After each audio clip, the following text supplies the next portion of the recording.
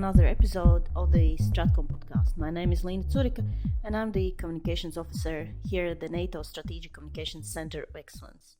Today we are using an opportunity to talk about our academic journal, Volume 8, and one of the articles in it is titled Disinformation, Societal Impact, Britain, COVID and Beyond.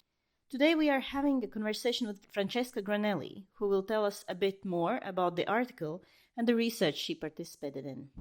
Hello, Francesca. Hi, thank you very much. It's great to talk to you. Could you give me an insight into the idea behind the article and the research that you conducted?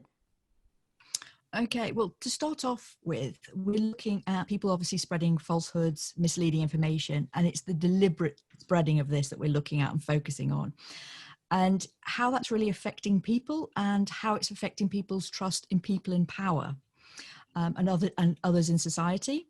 Now, I mean, it may not sound like breaking news, but what we found is that lots of these mechanisms are happening offline as well as online. Another area that we're looking at is that we're trying to get past the original area that this research has been focusing on, which is the initial impact and spread. And we were actually trying to get underneath the skin of that and explore some of the tensions. So the tensions between, as you've mentioned, the research and the policy, between the assertions and the evidence, between the external and the internal threats, traditional media and the social media, and the sort of offline and online impacts. So we just wanted to take that research that bit further. We've seen so much. There's been such an explosion in this area, but a lot of it is focused very much online. A lot of it is focused from external threats as opposed to what's happening within countries and within, say, their own politicians or their own media. And also really looking at the impact. To date, a lot of it has been on spread as opposed to the actual impact. So this idea of social cohesion, trust in institutions, trust in politicians, for example. So that's really where it's come from. So I've probably given you a lot there. So you looked also, as you already mentioned, at limitations of research and that it's mostly focused on online environment. And so when you look at policy responses, what's your take on how to tackle the problem of disinformation? Thank you for starting with a really easy question there. What would I say? Well, a lot of it is focusing on stopping that spread. And some of it is moving into the idea of making the citizen a much more critical thinker. Obviously, both of those are important, but they come across so many hurdles. So if you start stopping people talking to one another, you're coming up against the battle of freedom of speech. If you're making your citizens more of critical thinkers, then they're going to be critical of your own policies and your own governments. So that's a bit of a double-edged sword as well. So what would I say? I think part of it is just recognizing people's responsibilities at one end of the scale. So where it's individuals to individuals, where it's more of the traditional media, I think it's understanding what the problem actually is, what its impact truly is, and then making individuals responsible. Obviously, when it comes to things like the external threat, that becomes much more challenging, and that is really for the state to answer. And I think we're starting to see policies going on there, but it's an uphill battle. We're talking about these disinformation, these messages at an industrial scale. So you almost have to be industrial to challenge them back. But I think with much more nuance of understanding exactly what the disinformation is, I think if we break it down, we'll have much better policy responses to it, as opposed to wrapping it up under one banner and trying to deal with it in one sort of whole mass almost. So are you talking about like distinguishing between disinformation and misinformation, or even further? Further than that, so where is it coming from? So is it external? Is it internal? Is it from other organizations? So for example, the traditional media, either reporting on it and not realizing what they're doing, or actually wrapped up in their own editorials. We're seeing a lot more of that because of the change in the way that traditional media, its business model is actually working. They've changed. So it's less about reporting the news and more about stating an opinion. Well, the minute you change that editorial balance, you're setting yourself up for, to be honest, falsehoods. It's a little bit difficult. Are they deliberate, or are they an accident? But I think they need to be taken into account for this and need to understand what they're actually doing.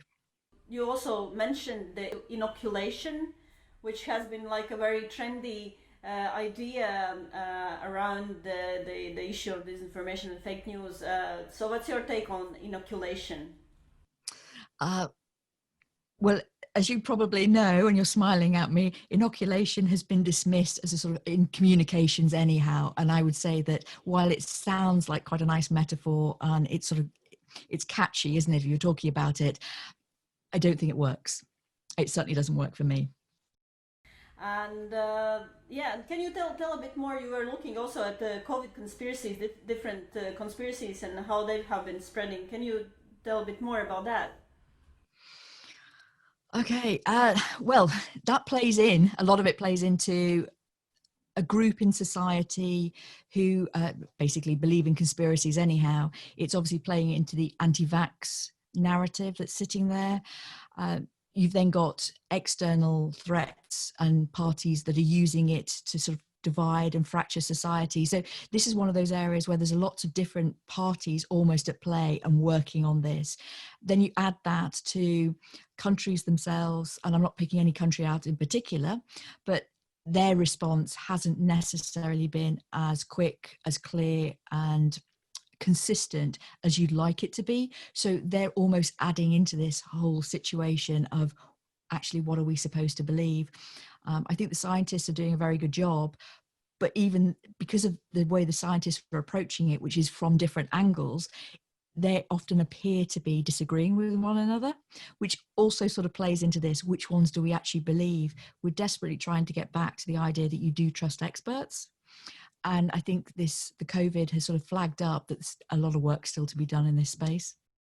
And another really important aspect is the cultural context. And do you think that there is, at least within Europe or allied countries, there's an overarching take on disinformation that could work, or it's really depending on each country and even region within the country?